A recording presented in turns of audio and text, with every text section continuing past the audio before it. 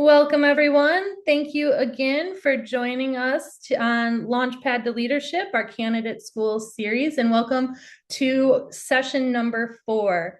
Our guest today is current LDD, Morgan Ogden, and former MVP and state president.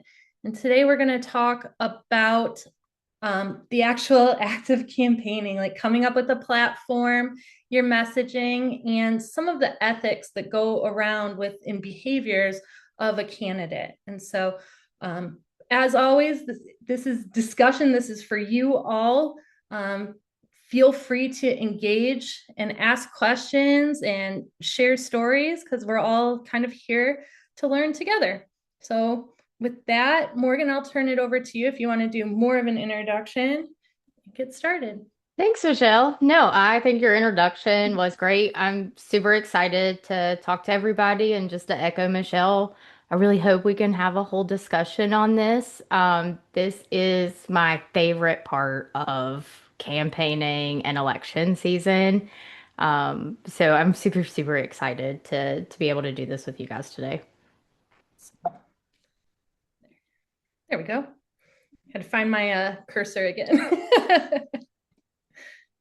So I just wanted to start. I thought that this was a really good quote for us as we get talking about this. You know, our last session was about designing your team, and a lot of what we talk about is going to be, you know, developing your platform and your message you do with your team as well. So surround yourself with only people who are going to lift you higher is going to be critical to your success as a candidate. So we're going to jump right into our first topic, which is platform development. Go ahead, Morgan. Cool. So I'm not going to read you guys the slides. I have full faith in your capabilities. But talking about why do you need a platform, right? This is your guiding force. This is where all your messaging comes from. This is why you're running for the position you're running, right? And it's how you convey it to the individuals that you are talking to. There are ways to do it. There are ways maybe not to do it, right?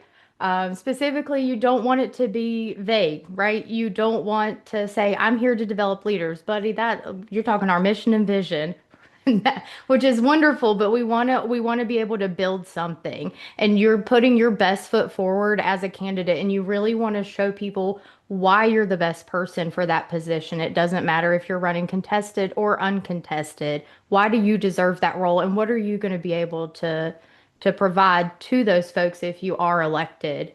If you know me, you know, y'all, I love a theme. I love a theme. I will theme anything out if I can. It doesn't matter. I'm going to theme it. So when I ran as a state president in North Carolina, my theme that year was the JCs that built me. It was fun. We had little blueprints on things. It was green. We loved it. And really, I just can't kind of help being extra, which is totally okay. But the guts of that platform wasn't the theme. It wasn't that we were looking back nostalgically at all the people who came before us. We can respect and honor that, but it was really built around a belief that I'd been given these resources and opportunities and mentors and relationships that sometimes not everyone gets, or sometimes people don't realize they have access to. And we wanted to be able to showcase that they do and that these do exist and give that to people. And that's how the platform became that platform, right? So the theme itself gave us the language, but the platform kind of told us what it was we were trying to do or change and how we could convey that through it. That's what I have on this slide. Oh, cool. Thanks. I don't know if you have anything you want to add on it, Michelle. If not, I'll just keep trucking. Okay. So, what makes a platform strong? It needs to be specific, it needs to be credible, connected, and distinct. So, looking at each of these things, right? We're not going to stand up there and say, "We're here to develop leaders." Lord, I hope you are. Or I do. You're in the right place if that is if that's where you're at. It's specific in relating back to my SP year. We'll stay on that train for a bit because I think it's easier to give the example, but it was that we could use the relationships across the state and the organization to connect our members with resources and mentors and opportunities, right? And that did not mean we define success for each chapter and each member because you also cannot do that either. So don't make that promise. It was that all members and individuals were able to define what that looked like, and we gave them those resources to reach whatever it was. That was our responsibility, and that was our promise. Credible, right? First of all, you cannot stand up and say that you are going to personally create success in every local chapter. You can't do it. If you can, you could be really rich, I'm telling you, or you got bit by a radioactive spider somewhere along the way. But it's not something you can do. But also making sure that you put in what you've accomplished up to that point. Are you a credible candidate? Because you, as a credible candidate, backs the credibility of your platform, right? If I stood up and I had never ever hosted a single event and I told you I'm really good at project management, and I would love to teach you how to do that, I'm lying to you, and there's no credibility to back that up. You've never seen me lead a project. You've never even heard I did a project before, right? And then is it connected?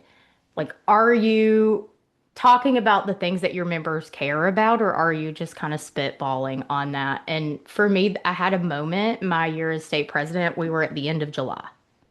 And we have in North Carolina awards calls that we do, and everybody comes on as a panel, and they talk about what their chapters are doing. And we got through those, and every single local president was, although they did it differently, saying the exact same thing, right? At that point. And it was that they were getting foundational pieces of membership right, that they were providing opportunities for the members that the members specifically asked for, that they were cutting programs that their members no longer cared about. And every single local president said the same thing, which is what we had been doing in the state too. And while we were all doing it differently, we were working cohesively and we were all working towards the mission together. So that platform is something you want your local presidents, if you're a state leader, to buy into. Nationally, that platform is what you want the state and local members to also buy into. So we're all moving forward together with it's kind of a roadmap, if you will, without kind of dictating specifically what it is you need to do to get there for the most part. Compliance is important. The bylaws are important. Please follow those. But that was a wonderful moment for me. And I think it showed that, the real test of a platform itself is not whether someone could quote what my theme was or your theme is or anything like that, but it's seeing months or maybe even years, I don't know, later, the values still reflected in decisions that people are making when you're no longer standing over them. I think that's a really, really important piece. And then distinct. Is it the same thing everyone's saying, right? You want it to be a little different. Obviously, we are like-minded individuals and we are all part of this same organization. So you're going to hear, as hopefully you will, a lot of the same things. And it means a lot of people want to see the same things change, and we love it. That gives you direction. But are you saying it a little differently than what every other, like, than the same way every other candidate is saying it, right? Like, is there something that makes you you in that? Yeah. And I'd want to jump in here too, because I do think, like, I do want to kind of hammer in what you're saying is that there are going to be similarities, and there should be similarities, right? Especially, if you're thinking in like an MVP race or vice presidents that, as part of a team, there's a certain amount of alignment, and there's certain things that within this organization that we value, and that will be reflected in a platform. But sometimes the distinctiveness comes from how are you going to do it, right? Michigan, you've heard me say this lots of times, is that I like contested races because it shows that there are at least two people who are passionate enough about the organization that want to stand up and make changes. So what you're really looking at in that type of thing is like, where are the distinctions on how they're going to do something, right? You want them to value members, you want membership to be a focus, but the differentiation comes down to maybe specific programs or the way in which they're going to approach the problem. And that's where your platform really starts drawing out those differences that you can talk about that makes you you. But again, jumping kind of up to the top, it needs to be authentic. It can't be different just for different sake, right? Like you have to be yourself. And so we're going to talk about messaging. And so a lot of times it can come down to it's not only what you're saying, it's how you're saying it. And we'll kind of explore that a little bit further in the training. Good here? Mhm. Okay.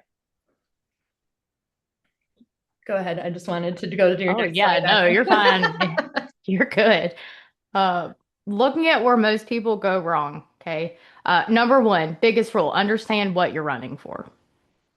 The most basic rule on there. Um, I know when I ran as an MVP, I was very, very, very conscientious of not standing on stage full chested telling everyone I'm here to completely revamp Toya, right? That wouldn't have been my goal anyways. But with that, as an MVP, for instance, you do not know what area you're going to be assigned when you're running. You don't even know directly after you get elected, to be honest. And so you can't stand up and make promises to make changes in areas that you don't know are going to be your responsibility. So understand your lane when you're campaigning and building out this message and this platform to people, right? And keep it authentic. I'm going to say that 50,000 times. And anytime, if you ever do a values exercise with me, that's my number one value. So I'm going to apologize in advance for the amount of times I'm going to say that word. Yeah, and that Um, doesn't mean you can't talk about things, right? Like no, if I go back to my state president's theme, which was all about local growth, global opportunity, it was about giving people further opportunities. Not once did I promise that I'm going to get you an upper level position. That's not something that's within your power as a state president or anything like that. The platform was I'm going to give you the tools, the resources and opportunities to network and build relationships so you can get yourself there, right? I have control over the ability to provide to make sure that we have trainings as state president. I'm not going to promise anybody a role, right? Like that's not how it works, right?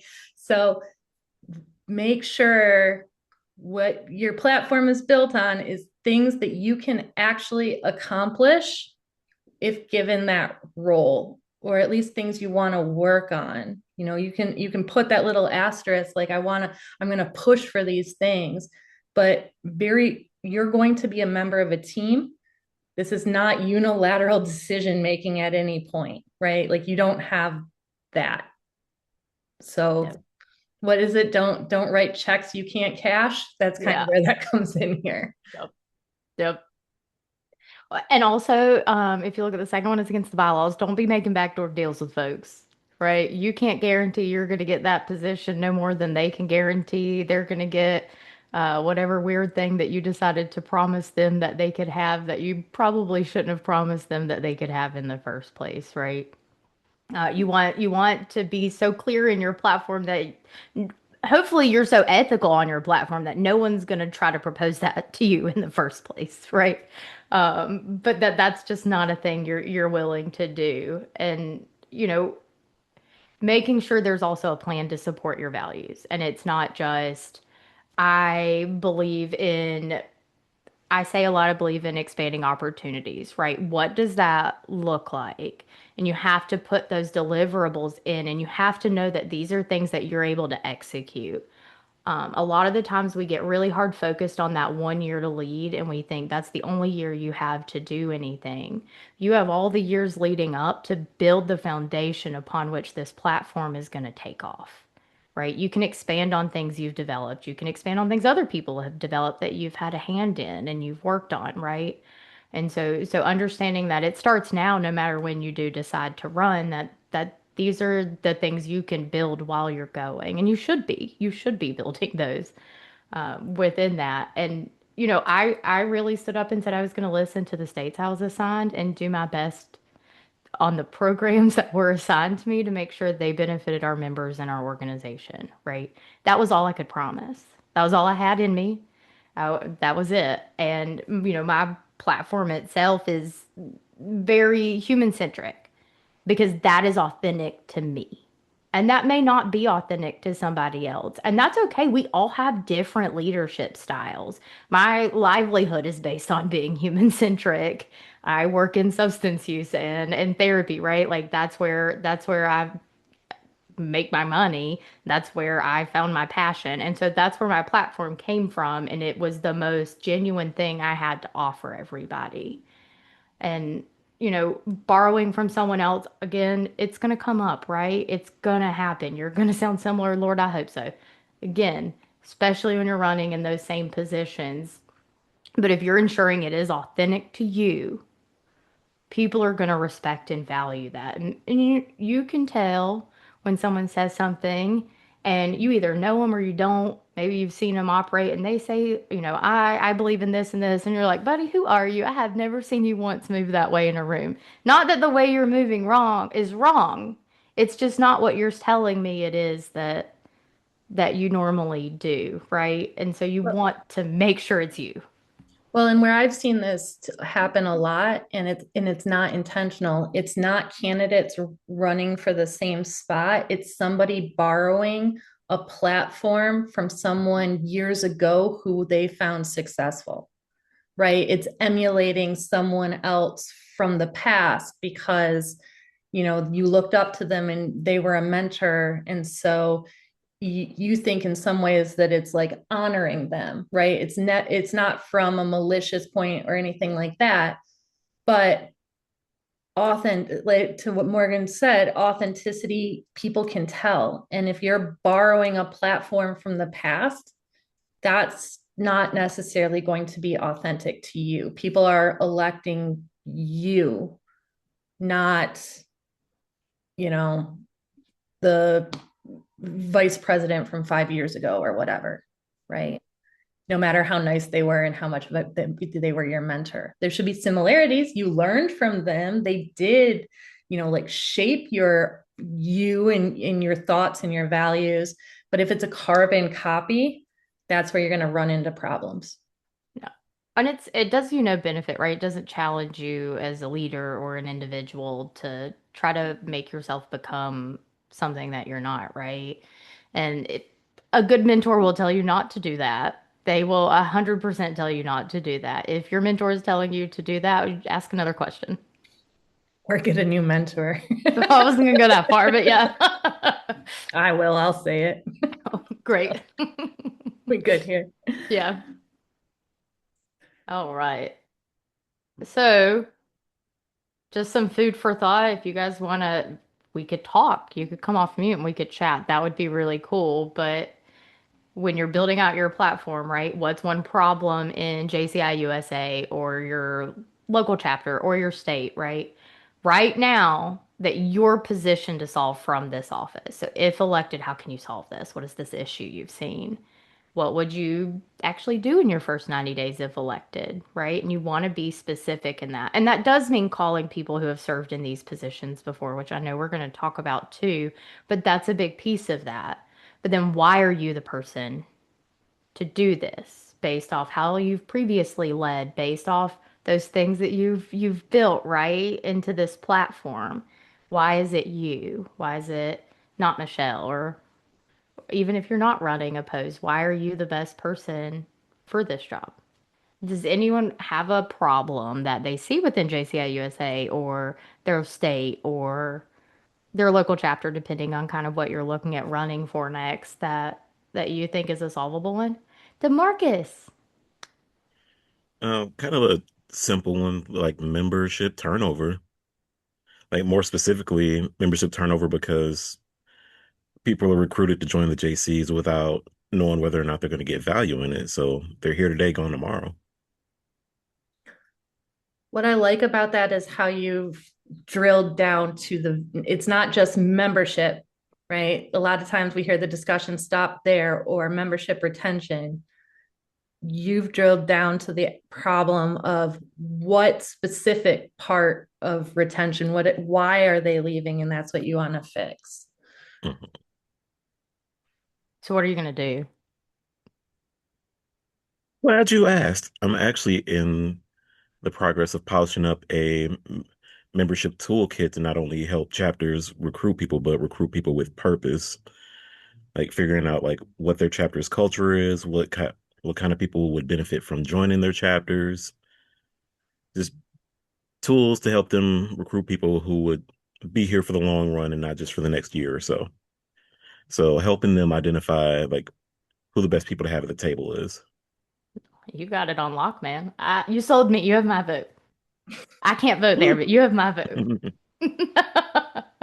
Anybody else have something similar, different?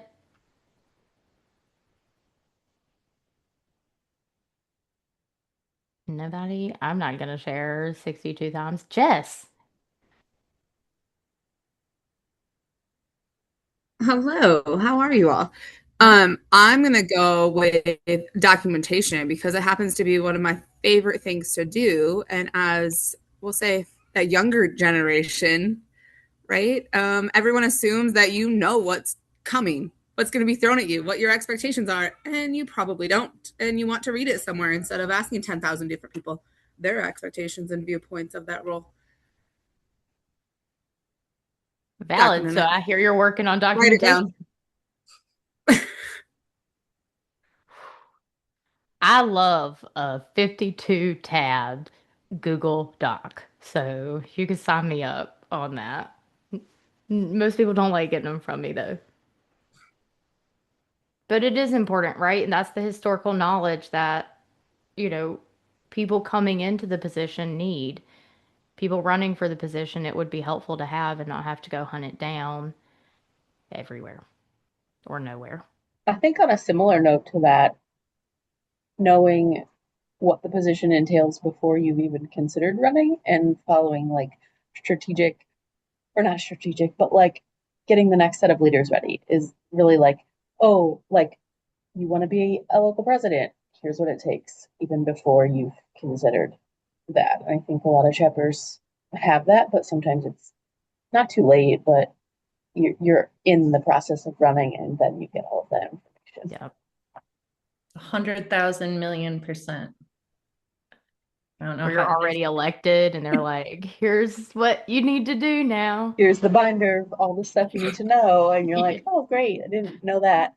Or Yeah. walking into a position and there's nothing, and you have like a mindset of what that position is. And it's a whole 180 degrees different than what you walked into.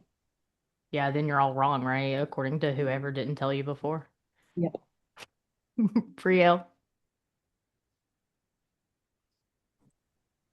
Okay, so I'm going to try to say this with in the very nicest way possible. Over my last few months of visiting chapters inside and outside of state, a lot of chapters didn't know that their state still even existed, that they had a state individual. Some of them didn't know that there was competitions or there were still ways to learn, such as the leadership Zoom classes on JCI USA. They didn't know that their membership included Canva logins to each chapter. They didn't know that their chapter had their personal web page that JCI USA um, has given them. So I know it's really, and it's been a dead horse that's been beaten. Communication. Like, how do we communicate? Like, it ties into everything that you guys just talked about. Communication on what the leadership roles entitle, communication on what's available, like a Google Doc. Well, how do they get that Google Doc? Who knows about that Google Doc? Because the memberships, the local memberships, are not getting it. Yeah. They're just not getting it. Girl, I feel you in my soul. I mean, I went to a event held by the JCs recently, and I asked them, "Oh, are you guys JCs?" Because they were in their 20s, and they're like, "No, what is a JC?" "Oh, it's the event that we're at. The JCs are holding it." "Oh, I don't even know what a JC is." So people are coming to JC events and they don't have the opportunity, or they're not taking advantage of that platform to recruit or to say that it is hosted by the JCs. This is who we are. This is what we do. This is what this event is for. They're coming to events and they're supporting your event and they don't even know why or who you are. Yep. That's definitely a universal theme. Anybody else? I'm good if you are. Okay. Yeah. And this is something you can go back to multiple Yeah. times, right? And just sometimes we talk about like you should, but we don't give an actionable way to think about it or do so. And so hopefully this kind of creates a guide that, you can start asking yourselves these questions and narrow it down to being an actionable platform. So we're going to dive into a more intense discussion of theme versus platform because there is a distinction. Yeah. So again, I love a theme, you guys. I really do. Love a catchy little slogan. They're super fun. It is not your platform, right? A theme is what's going to attract that attention, but it cannot do the heavy lifting of your campaign. You got to be able to keep attention. You've got to be able to answer those questions that were just on that previous slide, right? What are you here to do? Really, for me, what do you stand for? Why should I believe enough in you to elect you into this position? Right? And so, like, a good test to do on your stuff, if you start removing whatever your theme slogan is, or your colors, or your graphics, is there still substance? Is there still intent? Are you intentionally campaigning? Or are you just posting to post or sharing to share? And it's important, right? Making sure that, like, for the JCs that built me, right? That was the theme. We love a theme. Okay. We've established that. I'll say that 52,000 times, you guys. But underneath, it worked because it was a real platform about access. It was about mentorship and relationships. And that's why that worked. It was because I genuinely believe that's how we should treat people. It's the same with, my current theme now. It's not just a catchy phrase, and it is, and I pray every day Mel Robbins doesn't sue me.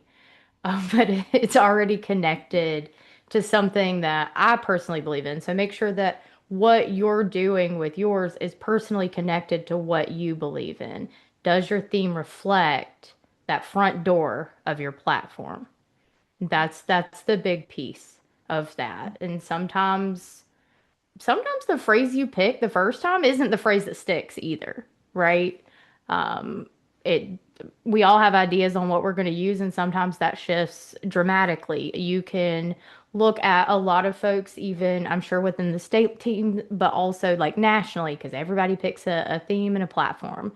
And you'll see sometimes it shifts because it just didn't resonate with the members, or it didn't resonate with that candidate as the campaign went along, right? We were trying to tie into something and it just didn't fit. And it's okay that it changes if it's changing towards being a bit more authentic, right? Your theme is something that makes people recognize you. Yes, absolutely. But your platform is what makes them recognize your leadership. And Your that's a theme big is your piece. brand. Yeah. It's a brand. And that's why the colors and everything. Think of a So company fun. who's has a brand, but to Morgan's point, brands can change. And sometimes the change happens as you grow as a person, an individual, and a leader, and the organization has changed. Maybe what was necessary 3 years ago when you were running for local president isn't what is important right now, or we've shifted. Then it's okay for that to shift as well, Yeah. right? And also remember that your theme is not going to carry your year, right? Unless you are the local president, the state president, or the national president. Your theme is done once you're elected within that. Keep living your platform, though, right? So, my MVP theme was let them, but the 2025 JCI USA theme was take the opportunity. The theme died within that, and not for any other reason than you adopt the national president's theme because that's the guiding force. But the platform, the message I was trying to convey to members, that stayed, where it didn't hide like the theme ended up doing. The promises I made stayed in that. So just don't hold too tight on it. Yeah. I'm good. Perfect.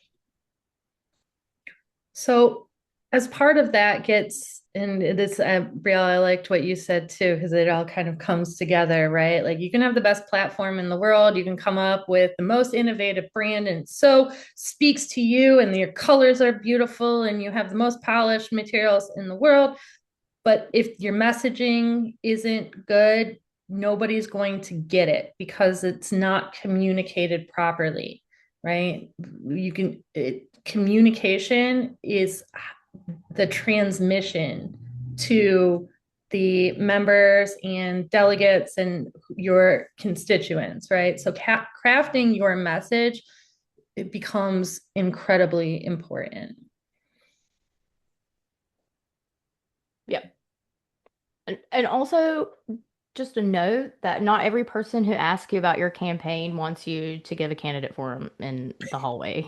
Yeah, please don't. So really being able to like hone that down, right? This says if you can't deliver it in 30 seconds to someone who's never met you, then you're not ready, right? You need your elevator pitch. I don't know if anyone's heard that term before, but it's a thing and you need to have it. And you want to give a human answer, right? If you're not standing up on a candidate forum, understand your audience, yes, but you want to be able to give a human answer, not 8.5 minute long speech with three platform pillars all broken down and then your complete history of your resume within the organization, right? Like that's a lot for someone to digest in a conversation. Hold on. Excuse me. It's okay. The best way, I'll use myself as an example because I'm not thankfully running for anything anymore. But like my state president theme was local growth, global opportunity. That was the brand, right? And it, when written out, spelled 100 down the center because I was running for the 100th president. And the icon of it actually matched my tattoo. So that there was a visual reminder of anytime you saw the red chrysanthemum and the 100, and it was associated with me, you know that I was running for 100th president.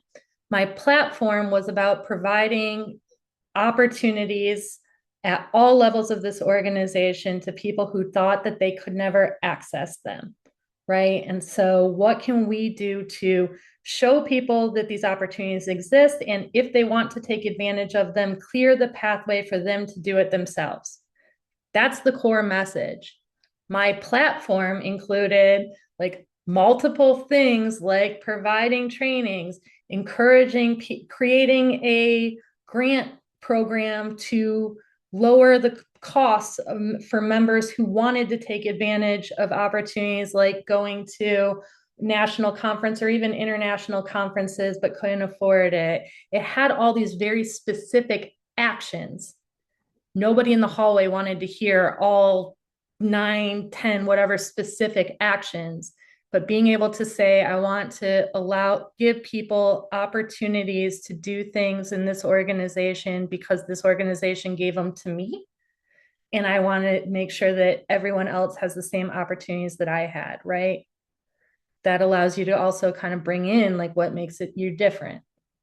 All of that was authentic, but that was the difference. The visual, the catchphrase, down to the core message and the platform or the distinct actions that are going to help you achieve that core message.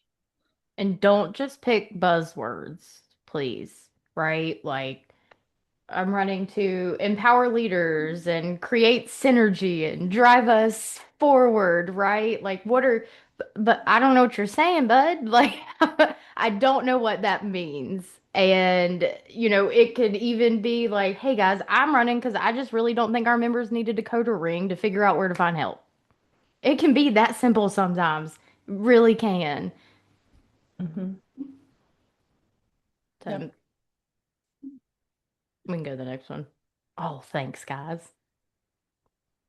On this, and I'm going to hit it again because I said I was going to hit it 52 times. If you take nothing else from this session from me, please take that your platform needs to be authentic to you. You can't run any of this if it's not true to you. You cannot maintain a fake platform through an entire campaign and election and serve in your role without eventually, like, how you lead is going to collide with what you claim to believe. And you're going to call yourself out. So Pick your three core messages. It doesn't have to be 52 different things that you're trying to tell people. We want to keep it simple. You want to do a few things well, right? Instead of saying you're going to do 42 things sort of. We don't want to do that. And keep your language consistent. That's part of your branding. That is your message, right? And translate your stuff. Again, like Brielle was talking about, people don't always know what we're offering. If I was in a committee meeting the other day, or it was actually a couple months ago, I lied to you, but someone said IPP. There were people on that call that had absolutely no idea what that was. They were very, very confused. And so making sure we're not using our, abbreviations that we're super comfortable with, right? That maybe the individuals we're trying to communicate with aren't. These are the members who you want to support, I hope, right? This is who you're campaigning to serve. We need to speak their language too. And people want to know what they're getting from you in this, right? How are you going to help me? Not here's all the things I've already done that you may have never heard about, because that's not telling them how you're going to help them at all within any of that. And you can be like, you should be polished, you should be professional, you should understand that there are politics involved, because there are. Know your rules, build your strategy, right? There is understanding, no avoiding politics when it comes to running any sort of election. So understand how you're speaking and what message you are conveying, or how that may be interpreted. It's okay to run it by your team. It's okay to run it by your mentors. But if your message is standing on something that's kind of putting someone else down that maybe has served in that role, and you don't know what they did accomplish or what they didn't or what constraints, maybe don't point it out in a harsh way, right? You can still say things need to change, because there are things that definitely need to change, and it's not a reflection on one individual, right? It's a cultural shift, or this is just something we haven't gotten to yet, and that happens because we're all people. But You make can sure say you're, that you're you're doing good that. at something without saying that someone else is bad at it. Yes. It's, Yes. I mean, And you want to make sure, the messaging you're giving is a clear vision of who you are, right? Instead of a fictional one that you cannot sustain. yeah. And it's hard, right? When you're a candidate and you're putting your name out on there, it does feel like it's about you and you're selling you. And a lot of times it will cause people to talk about themselves a lot, but it needs to be focused on the interest of the person that you are talking to. Like humans, we're constantly looking, we don't mean to be, but we are rather selfish, and we're always kind of evaluating things and in what's this mean for me, or what do I get out of it, right? And so when you do end up talking about yourself, make sure that there's a purpose in it, right? Like that what you're talking about yourself is a piece of, an evidence that you can accomplish the thing that is going to solve that person's problem. Like either you've done it before, or you've held a role in which it makes it possible for you to solve their problem, or something like that, right? If you're going to just tell me how great you are, awesome, like that means nothing to me, right? I want to know what you're going to do for me and this organization, because yes, you're running, but you're running to serve the members in the organization, and it needs to be tied around that. The other thing I want to highlight here, Morgan, that you said is communication is not what you say, it's what the person hears. And not only what they hear, but what they understand. So I would highly encourage you to use your campaign team to test out your messaging, because you know what you mean, but intent doesn't matter in communication. It's all about the way that it is perceived. Look, I spent a very long time getting a degree in communication, and I spent a lot of money to all come down to that very core principle.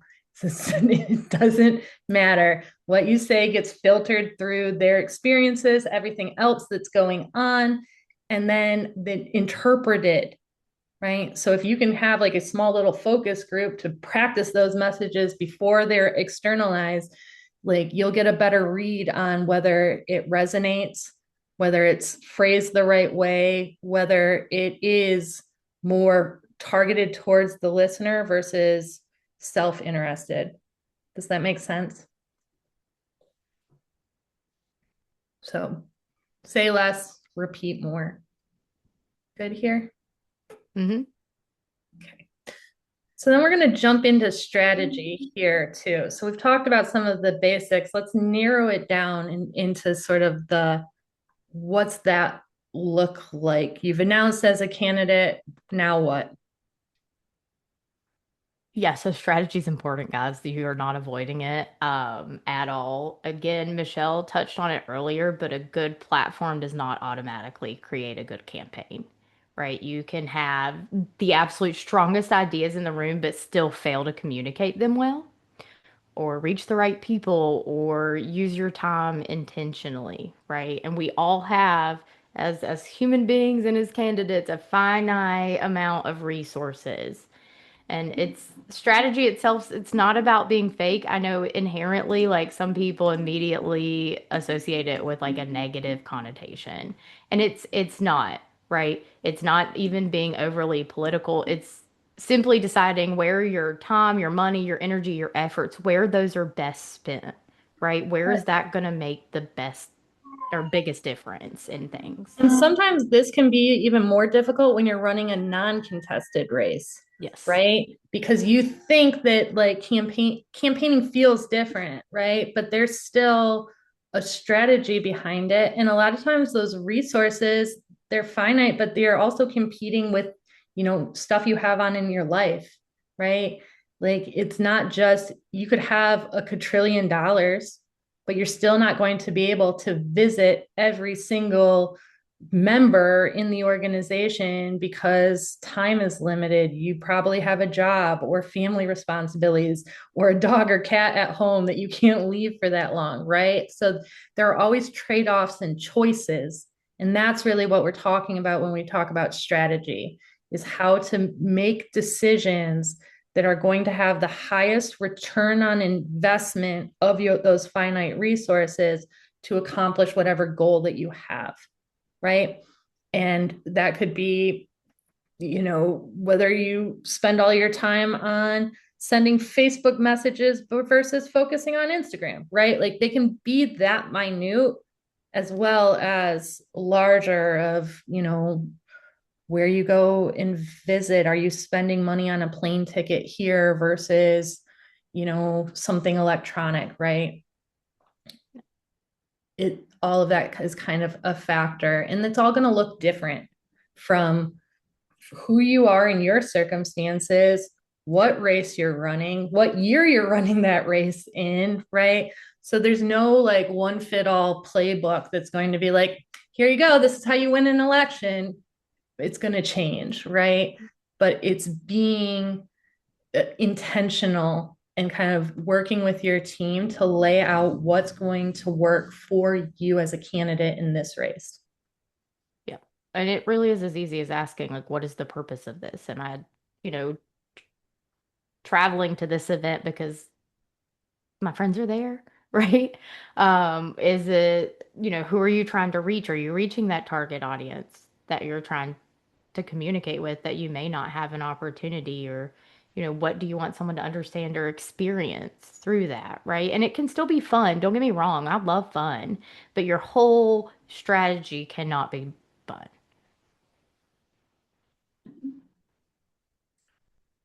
So these are your resources, guys. There's not a lot and a lot at the same time, right? And this is jumping on really what Michelle was talking about, on like where you're putting your money. Do you have, a family that you are still supporting, right? Campaigns don't happen in a vacuum.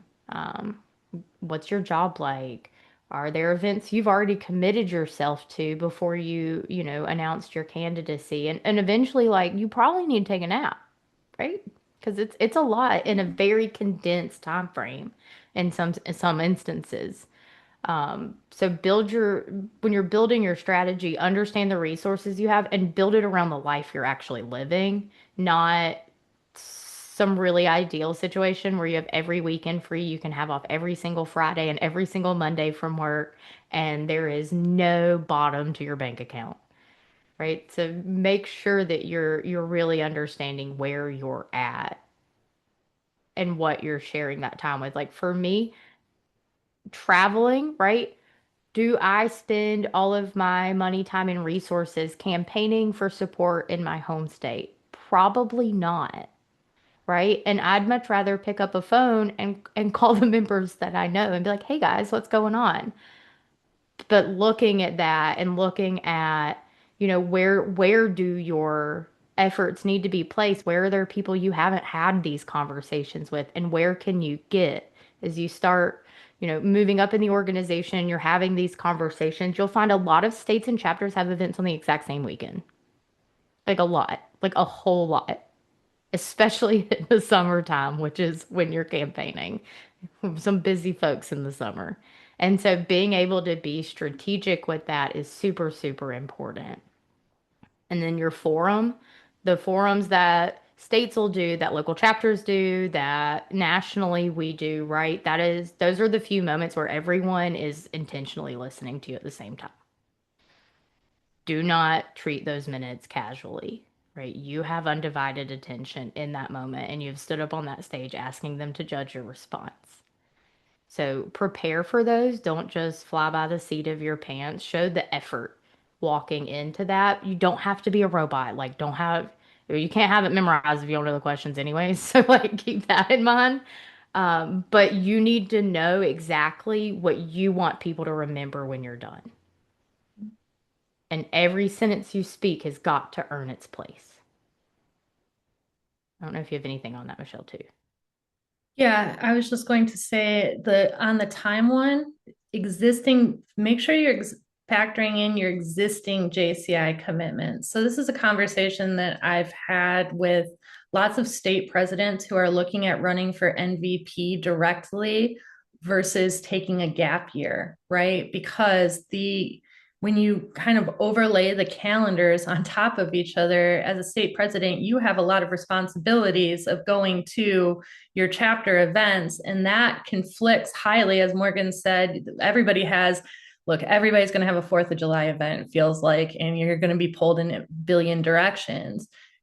Is it something where you're going to be okay? Like where are your president requirements coming into conflict with your MVP campaigning ones, right? Like, how do you figure that out? Can you leverage your team, right? Because, your team should be talking you up in rooms that you can't be in. Is that something that they can be at, right? And then also just at the bottom, the relationships. This says state presidents, but this is true even if you're running at the state level. Local chapters divide their votes differently. So, for example, in the state of Michigan, we do online voting. And so the president has to name their delegates, and that's who gets emailed a ballot. In some chapters, whoever is a delegate, like it's up to them, and they vote independently for their percentage of the chapters. In my chapter, even if you were a delegate, you're not casting the vote based on how you feel. At a certain GMM, everybody goes in a room and all guests are asked to leave, and we discuss every candidate, and we as a chapter determine how our votes are going to be cast, and you as a delegate are just the one who pushes the button. This can come into your strategy because are you talking to the right people? If you're only talking to the chapter president and they name their delegates and it's up to their delegates, like, cool, you can persuade that one person. That doesn't mean that you persuaded everybody who's going to cast a single vote.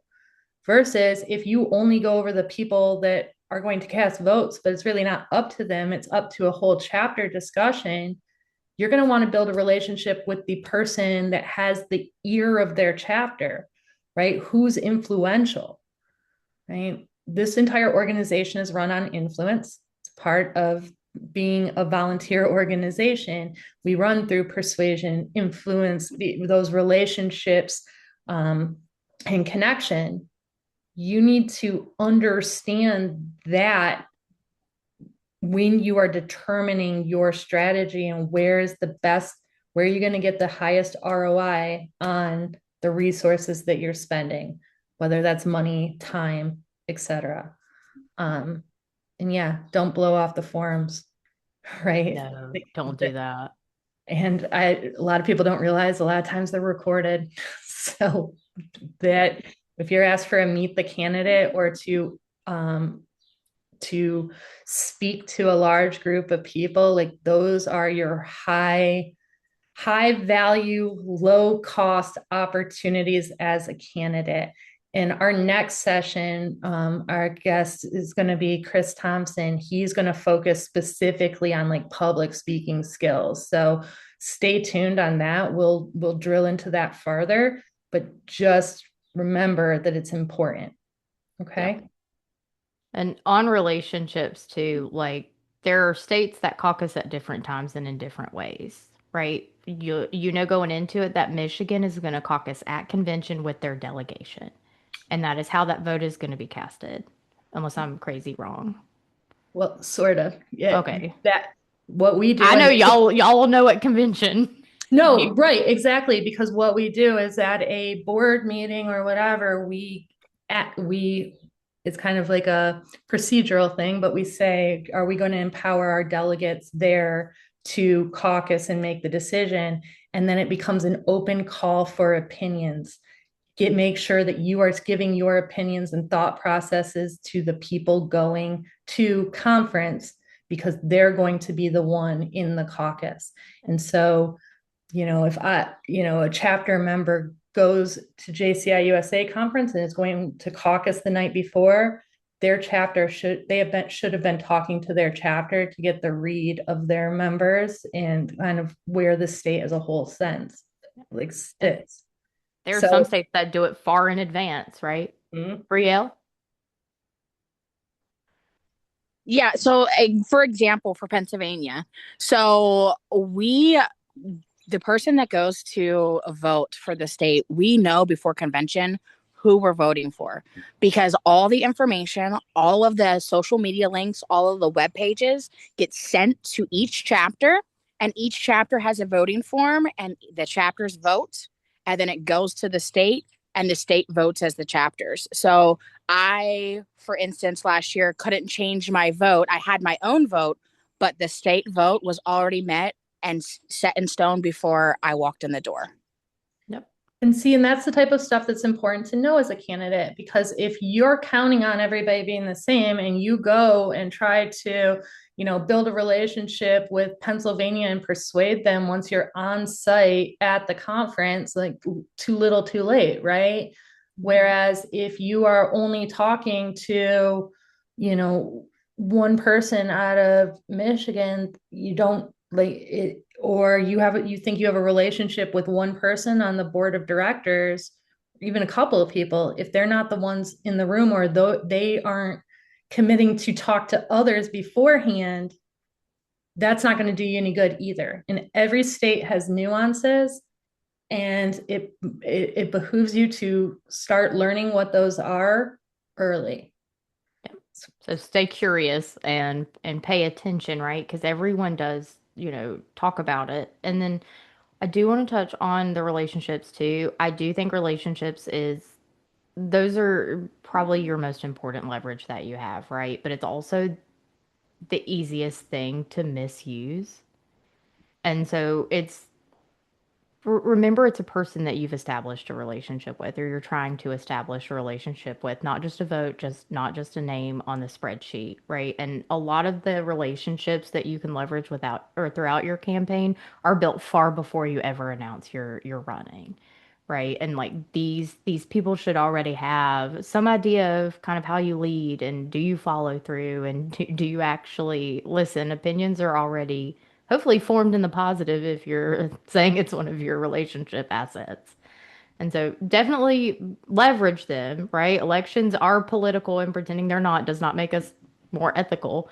But understanding the difference between leveraging a genuine relationship, like your campaign team being present for something that you can't be present for and speaking about you positively in rooms you can't be in, or treating someone like a transaction. Just be very wary of that. And it's 1 year to lead, right? And people remember that, right? Just because it's your election this time, if you ruin a relationship because it becomes transactional or like that's going to last, even if you win, it's going to be a problem when you're in that role. But it means that you've ruined a relationship or burnt a bridge. And I have watched people have that come back and bite them years down the road, right? Because even if you don't think that that person's influential now, guess what? We build leaders, right? They become influential, and people seem to forget that. So this is one that's touchy, right? It's just, and so kind of got to be intentional about it. Yep.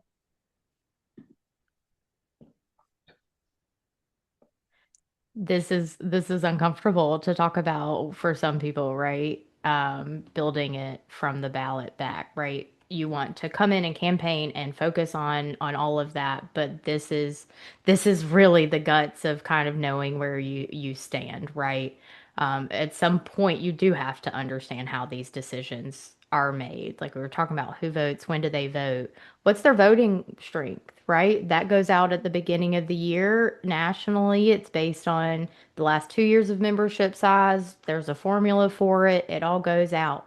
Who's going to show up at that convention? Who has access to that convention? You're looking at these things too. Talk to everybody. I'm not saying just talk to people you think are going to show up. That's not what I'm saying at all. But understand, who do you need to really prioritize your time with, right? Who, if you can make a worst case vote count, make a worst case vote count.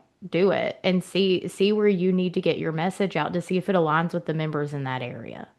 And so, sometimes it doesn't, and that's okay. But at least be aware of that and understand where, bye Megan, how those votes are determined, who's making those decisions, right? Who are those influential people?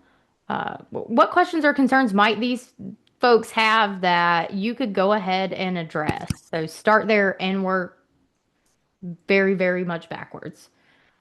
Then get to the meet the candidates or the forum, right? JCI USA hosts one, states host them internally. And this is, again, it's not manipulation at all. This is you being prepared for the position. Don't let a spreadsheet turn people into numbers, but understand that there are lots of factors that come into play. Like know your math, don't lose your humanity is really my Yeah. my This is best advice. This is data to help Yeah. with prioritization. It doesn't mean that you stop talking to somebody or you know what I mean, or write them off completely.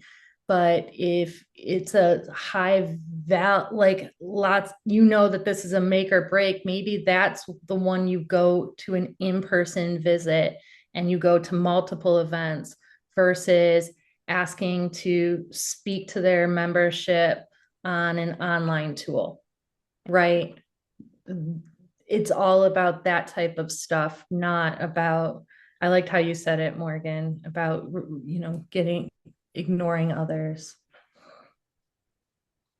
So I like having a list. I like having it actionable and sort of like the how. This is how to work through and start thinking through, in many cases, the prioritization of the limited resources you have. And if you have anxiety, sometimes it helps to logic your feelings, right? It helps to give you maybe an extra little step in reality to kind of see where you aren't at if you're able to make those guesses based on relationships established and conversations that you've had. And it shifts throughout a campaign. And you can also walk into an election and buddy, your vote counts are so wrong. And you're just like, what has happened? I've seen it, I don't know how many times. And that happens, right? But it makes you a bit more prepared in allocating again those finite resources. Yeah, it can also expose blind spots, right? I've seen in a state election where somebody thought that they had it all locked up and they forgot about a chapter who doesn't engage that much. They thought that they were much smaller than they were, right? And so if they had had a vote count spreadsheet, it would have listed everybody so that maybe they had an internal checklist or they knew exactly how many, that chapter that was disengaged wasn't 20 people, it was really 80 or 90. And so their vote count was much higher than they thought it was. That would have changed their prioritization and their calculation on that. And like even nationally, look at geographically, where is this convention at? Right? Is it accessible to members? Do they traditionally come out from this state? Do they usually bring a full delegation, or is that not something they typically do? Uh, just keep it in your brain and use it for data. So again, drilling down to that, how are we going to reach these people, right? You got your platform, you know what you want to say, you know how you're going to say it, you know who you should say it to. Okay, now how are you going to actually get in front of them? Yeah. So number one, know your audience, right? It's gonna be very different, right? We know every state operates differently, local chapters operate differently, members within chapters operate differently. When you're having these conversations with the folks that you need to understand that you are there are so many different people to have a conversation with. How you have a conversation with a local member when you're running for national office is different than how you have a conversation with a state president, which is different than a national officer or a past national president, right? The intention is different. The platform should still remain the same. Your message should still be your message. Don't shift it based on who you're talking about. The introduction to that should be different though. And understanding who you're speaking to is the big piece. And what it Uh, means for them, yes. right? Like, as we said earlier, everybody's kind of filters through what does that mean for me? A general member, that's going to have a different meaning for them than a member of the national organization versus a past president. They're viewing the organization from different perspectives and different needs. So how you're explaining what you plan to do, the way it impacts them is different. And you need to think about that. Yeah. And I mean, really, like, a local president may want to know exactly what are you going to do that's going to help my chapter and my people. Or a state president is going to wonder if you understand basic governance, or are you capable of working across states, and do you have follow through? A past national president or national leader may just be listening to see that you understand the history of the organization and whether these plans that you're putting forward are even realistic, right? And you can ask them questions. It's not just talking about yourself. Again, it's asking those questions and getting that information. A new member just may want to know that you see them and you value what it is that they have to say. And your platform, your message, who you are, what you're standing on is the same. How you approach that conversation is tailored to that individual, though. Again, same concept, right? Know it. Um, And this is just a small breakdown so that you yeah. can, again, try to prevent blind spots, right? When you're thinking about it in the future, you can go back to this slide and just make like a little check mark of how would I talk about this to these different groups. And who knows you matters, who trusts you matters, who's worked with you matters, right? Who's willing to speak about you in rooms you're not in. It matters. And so making sure that you not only talk to people to get your message out, but you leverage the relationships you have in each of those areas because they're going to be people in rooms that you're just not going to be able to get in. And it doesn't have to be like super, super complicated either, Mhm. right? You start with the person that you're talking to. How's it going for you, man? How are you doing? Like, how is this heat dome that the entire United States I feel like is under right now treating you? Or have you seen any hangups within your state or chapter? Is there anything that you need from me? And what do you want out of someone that would fill this position that I'm running for? Right? And reflect back on what they're telling you. Take notes when you're having conversations with people too. Um, and make sure you do follow through though Mhm. after you have the conversation with them. But I'm good. Yeah. Know your Yeah. bylaws, know your campaign rules. Yeah, because people mess this up. So this is just like a, hey, remember, this is in all the election rules, but just know how you're going to reach them so that you don't accidentally cause a problem while trying to reach out to those groups. The best advice I got nationally, sorry, on that is if I would not have organically had someone's phone number, I do not text them, right? Because you get put in group chats, you cannot leverage those within a national campaign. So if I would not have organically already had it, you're getting a Facebook message or you're getting an email because otherwise it is a violation on that. And if you don't know, just ask. If you're uncertain, it's much better to ask than to do or spend money on something or put something out that ends up being a violation. And maybe this isn't something that you're really loving, right? Like you maybe you don't love having to keep up with this. You can get your campaign team to help you out. You can have a whole compliance person too within it. And so utilize your resources on that. Maybe your deadlines aren't your favorite thing and you're just really excited to be here and to get your message out and you need reminders. I have to have a deadline or it's not going to happen or it's going to happen 42 days in advance, right? There's really no balance for me, but like don't wait until you made 500 t-shirts to then realize you can't give those shirts out, right? So use your team on that. I'd Well, much rather someone send in an email than waste their time and money. or use your team to ask if you can get into contact with them. So, like, for example, if I didn't have Brielle's phone number and I wanted to get a hold of her, I might ask Morgan, can you reach out to Brielle and ask if you can share my number with her, put us in contact. Notice I said ask Brielle, right? That still allows them to say, you know what, I'm good, right?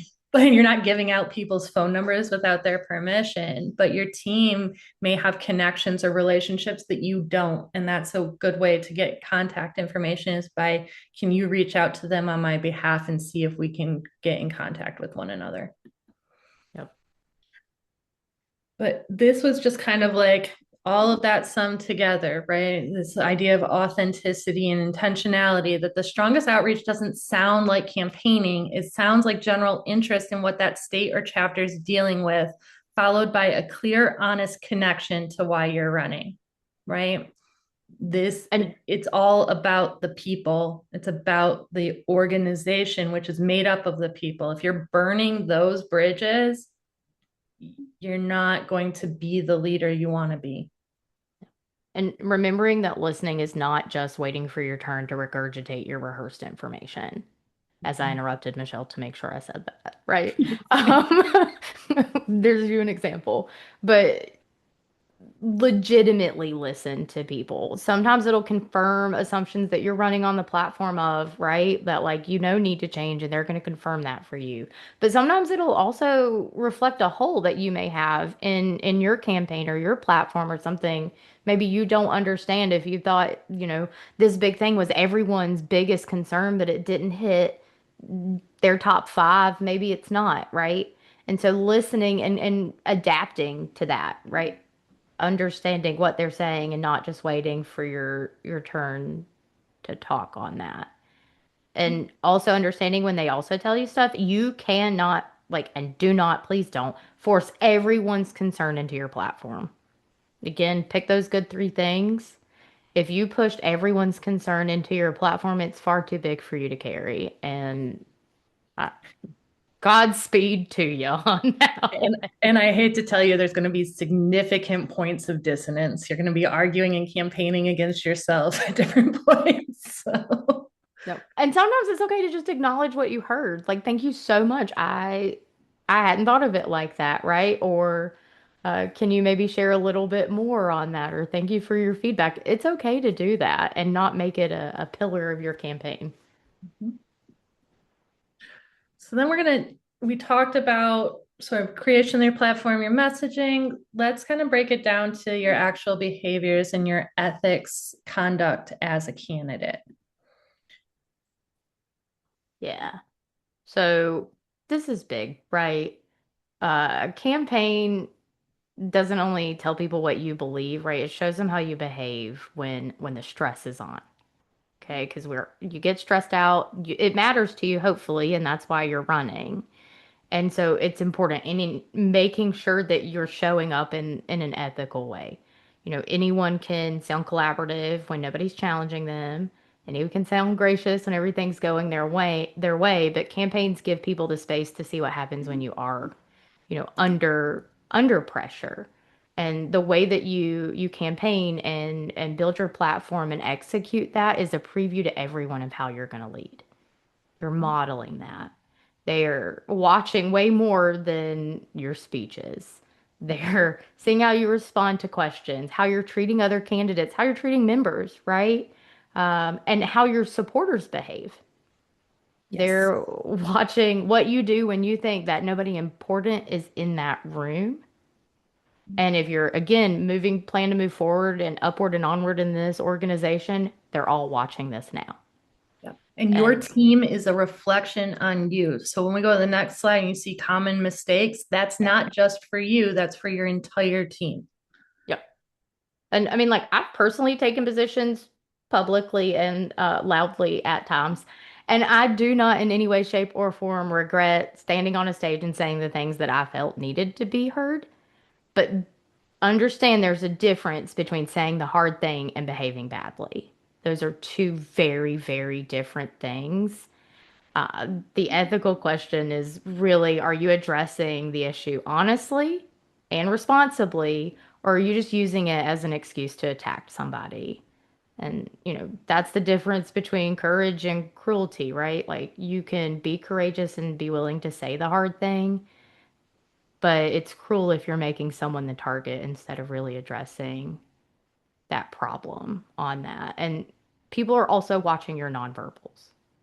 Yes.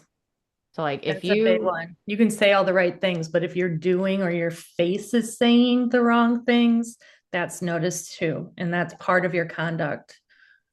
And sometimes you can't help it. Like, my face resting is not nice. And I have to constantly remind myself to check my face. And it's not that I don't want to talk to somebody. It's not that I'm having a terrible time. It's that my resting face is mean. And I blame my mother. But understanding, you're running a campaign. If you have a resting confused face, a resting sad face, a resting mean face, whatever it is, fix your face a little bit when you're in the front of those rooms. Sometimes I'll put a little sticky note up and be like, hey, fix your face, make sure you smile. And I do get that feedback when I forget, like, hey, you look really unhappy right now. And I'm having the best time ever, but you wouldn't know it, from my face. But just make sure to be ethical. Please be ethical. Please conduct yourself professionally and respectfully of everybody. Your conduct is part of your platform, whether it's on your campaign material or not, right? Everyone is watching. So, common mistakes to avoid. Michelle, if you want to start this, you can. Yeah, so these are more of some of the ones that are procedural, right? A lot of times we're going to talk even more about personal behavior, but these are the ones that people read as unethical that can be just a simple mistake, right? And again, intent doesn't matter, it's how it's perceived. So, these letting a friend on XCOM hand out your materials, I will say the one nice thing about XCOM in the last couple of years is they have been very approachable to members, and you all probably have relationships with members of XCOM. So you don't even think about them as their position, you think of them as their friend. But they can't, and they can't like write recommendations for you or share your stuff on social media. Putting the USA logo or shield on campaign materials, you may think that because you're running for a position there, it communicates a tacit endorsement, and the organization doesn't endorse any candidate, right? It's only once you win and are a member of the team. Forgetting to label materials as candidate materials. This is more on the physical items that you hand out. And if you print anything for the national meeting, or if you print stuff that you take with you on a visit, whether that be chapters or anything like that, it needs to say that it's part of your candidate and materials. This one got people in trouble all the time. This happened even last year. Is you put posters or signs or your little giveaways or whatever at the center of tables in the ballroom, and then somebody wants to talk to you and you get pulled out in the hallway, and all of a sudden you realize that you left all of that stuff out. That'll get you fined. $250. Yes. And so that's the next one, not cleaning up. So leaving posters, having posters out in the main areas, none of that's allowed. Missing deadlines. This one's so easy because, again, you have other things going on. You're caught in the whirlwind. The election calendars can be kind of crazy, but if you miss deadlines, sometimes they're critical deadlines and you don't get a makeup, right? If you owe a candidate profile to be put in a newsletter, you don't get it in time, then you're not in the newsletter. Well, and there was a easy way to have your message and platform communicated out. Now you're not going to get that chance again, right? They're not going to send out a special issue just for you. And then finally, we said this on the last slide, but it's really true, making sure your committee understands these rules too, because once they're on your committee and their name is filed on there, what they do, you're responsible for. So if they were supposed to clean up all your stuff and they left it out, doesn't matter, you're still charged $250. You can try to charge them, but that's between you two, right? Like, your campaign is charged the money. The larger organization does not care whose fault it was, right? And set that up early, right? Like, have those conversations in advance. Maybe you need someone to keep you on that deadline again, or you can ask people in your campaign to help you clean up. That's totally okay. Like, assign that role, but check in and make sure that stuff got done. And even on like understanding the rules that goes into, like, there are ethical rules involved with running national campaigns, and as a candidate you have to take responsibility for all of that, and you don't get to say, well, I didn't hand that out, my friend did, or I didn't say that, someone else did. If it's someone that's wearing your campaign t-shirt and campaigning for you, their behavior is reflecting on you. And Talk about it. And if you do say that, how you campaign is how reflects on how you lead. People are going to say, oh, are you not going to take responsibility? Are you going to say, oh, it was so and so's job to do, right? All of this is tied in together. All of this is conduct. And so it does have an impact on your campaign and the way people perceive you, even outside of fines. So, but yeah, ethics matter outside of the rules too. Yeah, I think that following the policies, that's your minimum, right? Something can technically comply with the rules and it could still be manipulative or disrespectful or, contrary to the kind of leader that you're trying to tell people that you are. Ethics really begins where that rule book stops giving you exact instructions. Compliance itself is, am I allowed to do this? Ethics is, should I be doing this, right? You could keep as a candidate technically your hands clean while supporters are saying the ugly things for you. That's still not ethical campaigning. That's not really how we should try to promote people in leadership. You can't encourage or enjoy or quietly, benefit from behavior that you would publicly distance yourself from. If you wouldn't say it with your name attached to it, do not let somebody else say it wearing your t-shirt. Yep. And stay consistent. Yeah. And I want to underline this last one, right? Like we think that, oh, I just said it to so and so. Nothing in this organization is a secret. That nothing. Like we are, it's the leakiest, chattiest, gossip, and it's gossipy. Sometimes they don't even mean to be gossipy, right? Like it's built on relationships. There aren't distinctions with one year to lead. There aren't that hard distinctions between like roles and stuff like that. Watch yourself.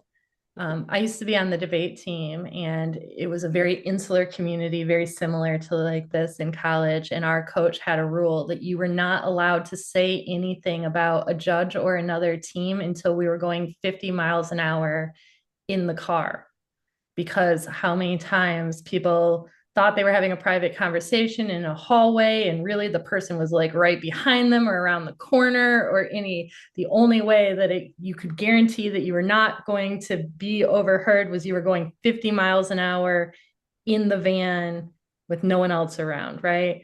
So use the imaginary 50-mile-an-hour rule. Assume somebody's going to see a screenshot of a chat. Assume that somebody's going to tell somebody else what you said in a conversation, right? You should be doing things privately in the same way that you do things publicly, Yeah. right? People, you're running as you, and people are evaluating that.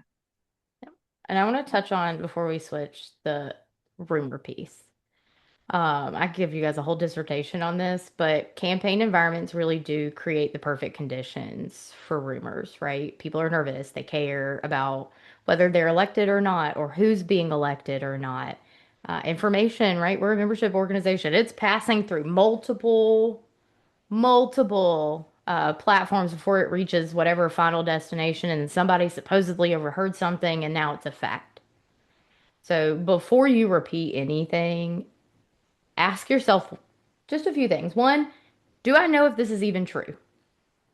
Is this relevant to the office, to this election? Is it mine to share? And most campaign rumors fail at least one of those questions, at least one, if not all three.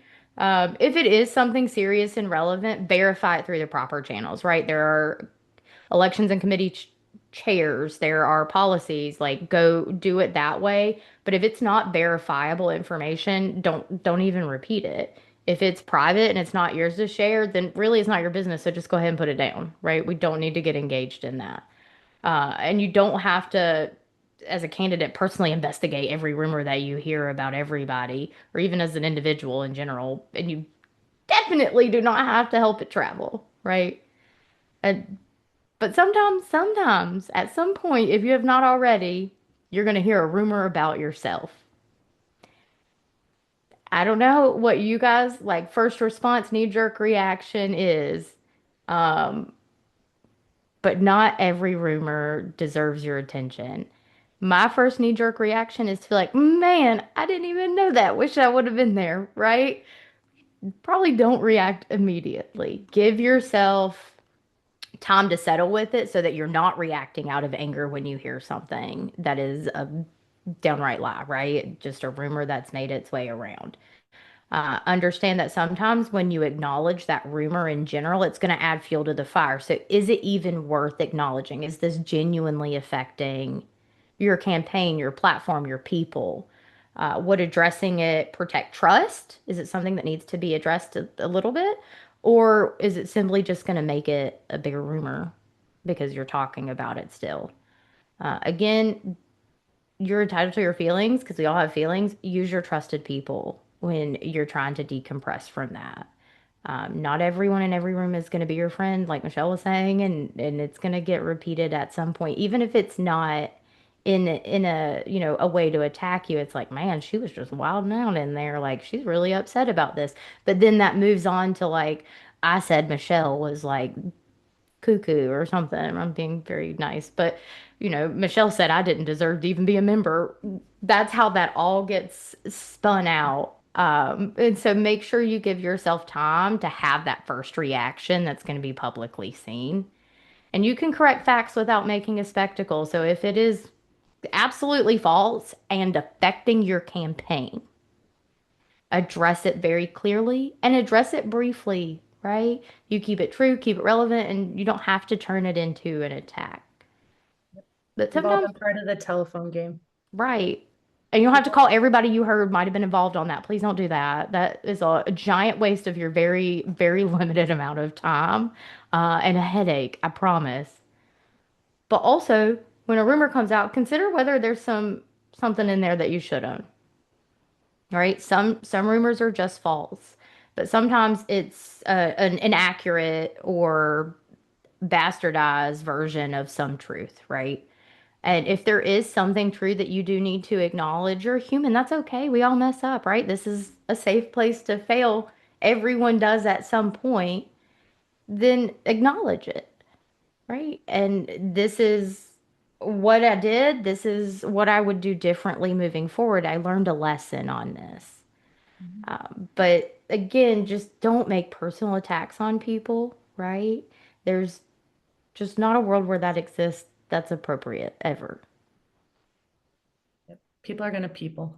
You They are gotta, gonna you gotta people. decide what's worth addressing. So cool.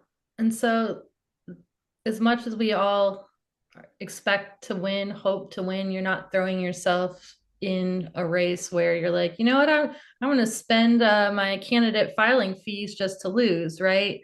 That's not always what happens. And the way that you conduct yourself afterwards, again, is all part of what we were saying before. And so we're going to talk a little bit about what handling outcomes gracefully looks like. Yeah.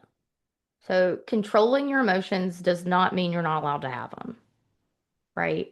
You are allowed to care. You are allowed to be disappointed. You're allowed to feel hurt if you worked really hard and the outcome wasn't what you had hoped for. Grace, giving it to yourself does not mean pretending that it didn't matter, right? It means that you understand that not every emotion has to be publicly, immediately given in front of the entire delegation either. Don't wait until the results are announced either to decide how you want to behave in that moment. You have to think about both outcomes going into it, especially if you're running contested. Do not force yourself to invent your character in the most emotional moment of your entire campaign. Either way it goes. Yeah. And same for like overly celebrating when a Yes. contested race. It's disrespectful, really, is what it comes down to. And so by professional demeanor, what it really means is a respectful demeanor, respectful for yourself and respectful for the other people around you. But yeah, the campaigns and the relationships don't. And so people remember the way in which you acted in that moment. And in that moment, everyone's going to be looking at you. It's just the facts. So if you win, we're going to go with best case scenario first. This is kind of like a little checklist because I love my checklist here, right? So you're going to thank your team. You're going to go and you're going to congratulate the other candidates. You're going to thank your opponent if you have one, right? So this is, you're running for MVP. You're going to congratulate all the other MVPs. You're going to congratulate the person running for DMP. You're going to congratulate the president, right? You're all going to be part of one team now. So take that moment to recognize not that it's everybody here accomplished something. And then make sure to go to each of the state presidents, or if you're running at a state level, the chapter presidents, and either thank them for your confidence in you or ask them for feedback. Remember, in a lot of cases, you can gain the majority of the votes, but maybe a delegation leaves votes on the table or they split their votes. Getting feedback on what you can improve on, you're not calling them to the table. You're not saying, why did you do that? You're saying, the best example I can use for this is actually from my year. Our delegation did not give full votes to Chris Thompson as an MVP. And he handled it the most professional, best way he possibly could. He came up and he said, "Thank you for the votes you gave me. But I did notice that I did not receive all of them. Can you give me some insight on what I can do better? Like what caused that to happen?" And I said, "Here are some concerns that, people expressed from the delegation," did not name any names, like made them very general. And he said, "Thank you so much for that. I look forward to working on them and proving either wrong or that I can have overcome them." And he was then assigned as our MVP and did an excellent job, and did work on all of the things that we said. That happened 2 years ago, and I remember it, and my delegation remembers it, right? It also is important. You are a candidate. Winning is not the end of the road, right? That's the beginning. So getting feedback on what you can improve on, or where there's an opportunity to get better as the leader, is valuable information for you to be successful in the role that you just won. And then make sure that you celebrate with your people, whether that's your state, your friends. You did accomplish something, and you should take a moment, a breath, to enjoy it, right? Because once you get the name badge, then you got a lot of work to do. That's the wonderful thing about this organization. But then if you lose, thank your team. Congratulate your opponent genuinely and authentically. Congratulate the other candidates. Go to each of the state presidents or chapter presidents and thank them for their confidence in you, or for the votes that you did get from them, and ask them for feedback on what you can improve on. Because remember that losing a race doesn't close the door on future service. This is 1 year to lead. Chances are you're going to run again in the future, or you're going to be around in the future. And the way in which you behave, people remember, and that's going to color their impression of you, which is going to have an impact on your reputation, the organization, even as a general member, let alone, and especially if you're going to run a different race in the future. Some of JCI USA's presidents and most respected leaders lost before they ran again and won.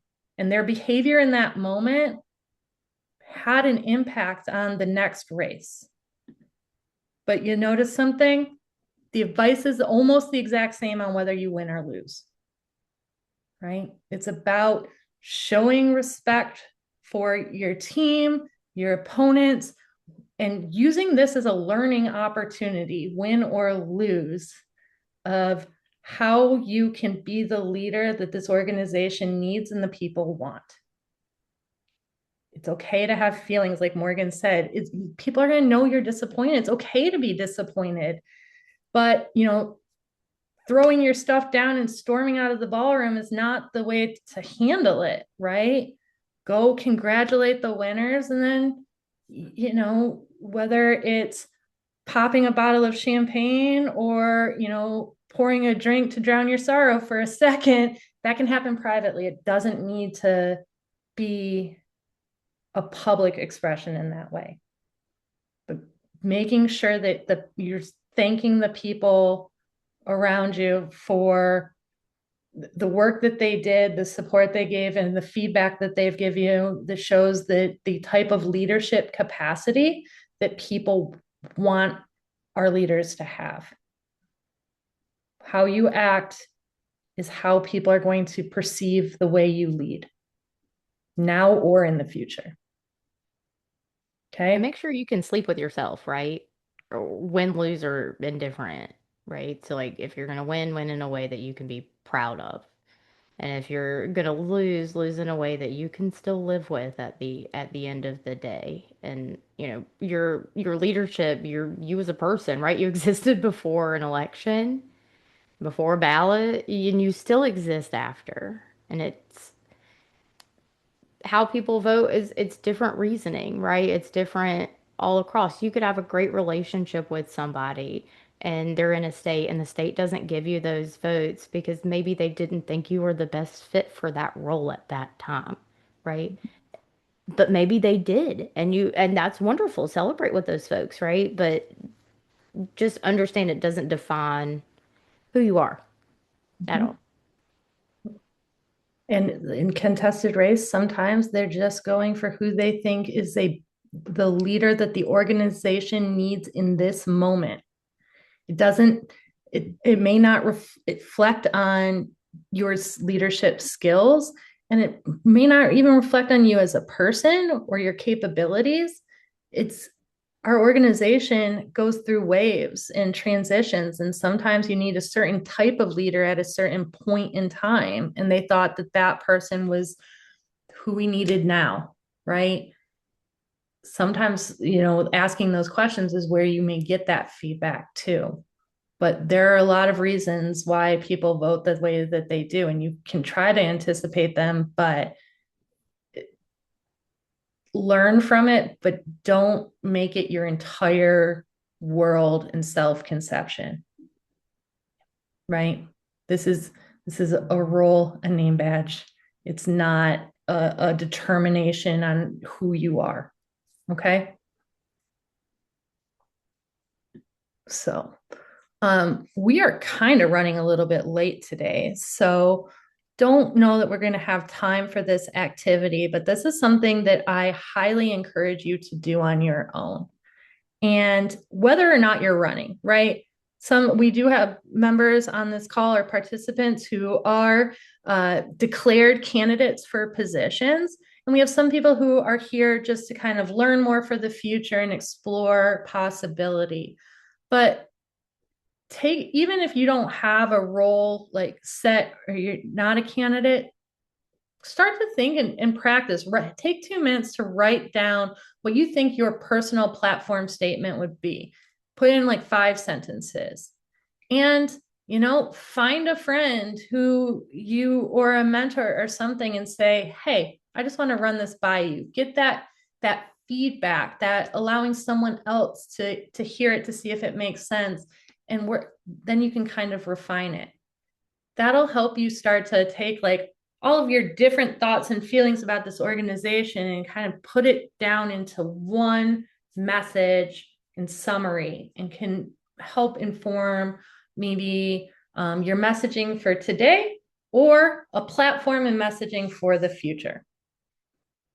Sound good? With that, we are all done with the content, and I'm going to do the same thing that we do on every session, is open it up to questions, thoughts, comments.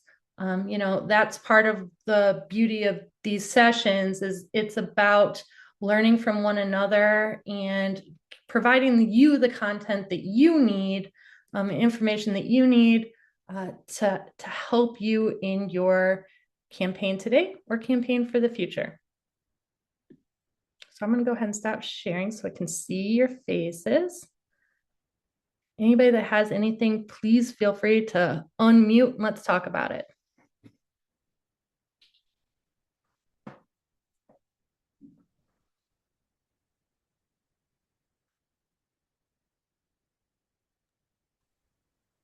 I have a question, Michelle. Shoot, go ahead. If you're running for a state president, what's a good time to start campaigning? I don't think that there's ever a bad time to start building relationships. Okay. So there are distinct election rules, at least in our state. I'm sure North Carolina is the same, because the more that I hear about your state, we have lots of similarities in the way in which we do processes and think about things, right? So there's a distinct time frame where if you are not a certified candidate, you cannot campaign. However, if you are even thinking about state president, even far years down the line, start building relationships now. Go ahead and go and visit other chapters. Go to their projects, because what you want to do is, one, you want them to recognize you, your face, and your name, so that when it does come time and you're a certified candidate and they say Chris for president, they know who Chris is.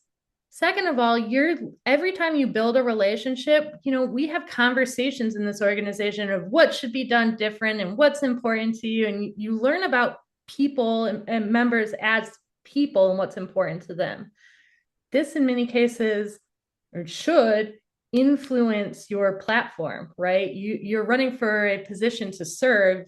You need to know who the people you're serving are and what their concerns are, right? So I would say it's never too early to start visiting and talking to people, and maybe jotting down some internal notes for yourself on what you think a platform and message would be, so that when you are putting your packet together and they say you're a candidate, you already have, you can hit go, you have a platform, you have message, because that 90 or 120 days or whatever is incredibly short. Yeah. All right. Thank you. No problem. And I'll even tell a little story, I guess. So wait, here's that is when I ran for state president. I started going to different chapters, and I visited the Grand Rapids chapter. And I'm from Redford. So for Michigan geography, like Grand Rapids is about 3 hours away from, yeah, I was here, they were here, right? About 3 hours away. So I didn't like frequently go to their projects, and I had relationships with like older members of that chapter, but they had a huge turnover, and I didn't know actually any of their chapter members when I went.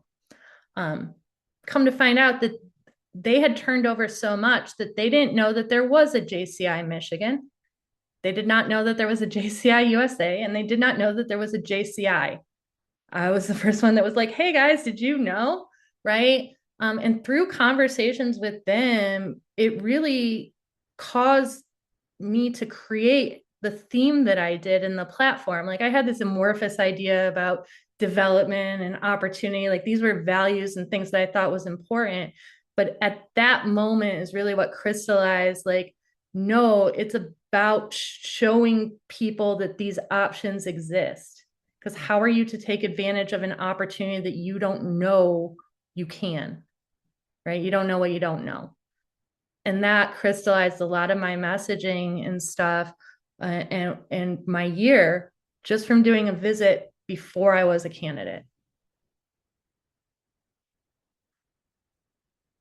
And it takes a lot of the pressure off if you have those established relationships, right? And being able to have candid conversations, especially as a state president with, your local presidents, where they're comfortable enough with you because they trust you and they know you, to be able to genuinely share their struggles or complaints, right? We tell everyone to complain up, and that's how that goes, and know that it's safe to kind of give that to you. So establishing those relationships as soon as you can is always a good call. And it also helps you once you're leading. Because we had a state president, or a local president in particular, when I was a state president, that the best, I got so much from that relationship with that local president, because she still treated me like a person instead of a position, and would be like, hey, I saw this, thought, you might want a heads up, or you might want to see this. And it was resource sharing up to, and establishing those relationships as early as you can, and not just for the sake of a campaign, is super important. Mm-hmm. Think of it as like a listening tour. Yeah. Yeah. Jess?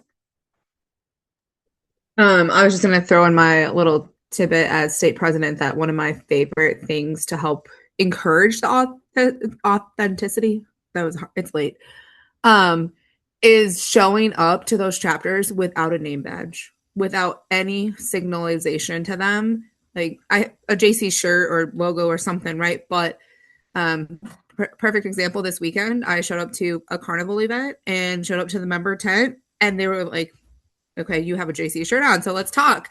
And I got to know more about that member. And then he was like, wait, who are you? And I was like, Jess Anderson. And he was like, I feel like I should know that name. And then I told him, right? But we had a full conversation, and he was like, he just candidly wanted to share about the JCs and his experience. And it was much more a real conversation than just walking in and be like, I'm Jess Anderson, president, right? And so that was, the reminder that they're members, they're people first, and they see you that way first is much more helpful. I like that. Anyone else?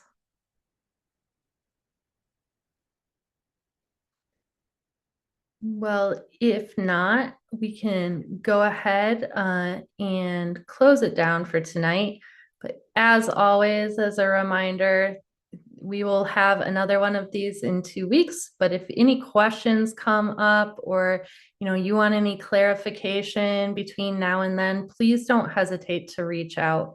I also sent, I think all of you should have gotten the email, but the previous 3 recordings are up. This one, I now figured out how to do it so that the file isn't a quadrillion billion megabytes big and YouTube doesn't get to 3% and just stop, which is what was happening. So this one will be up before our next one, so you can reference it, and I'll send the slides out. But sometimes it takes, like, you may want to have a conversation, and that is open to you at any time. So please take advantage of it. And if not, then I will see you all 2 weeks from today. And we're going to talk more on like public speaking and that type of campaign needs, even more in depth with our special guest, Chris. So it should be really cool. Other than that, thanks, Morgan. Thank you, Appreciate guys. you sharing your evening, everybody.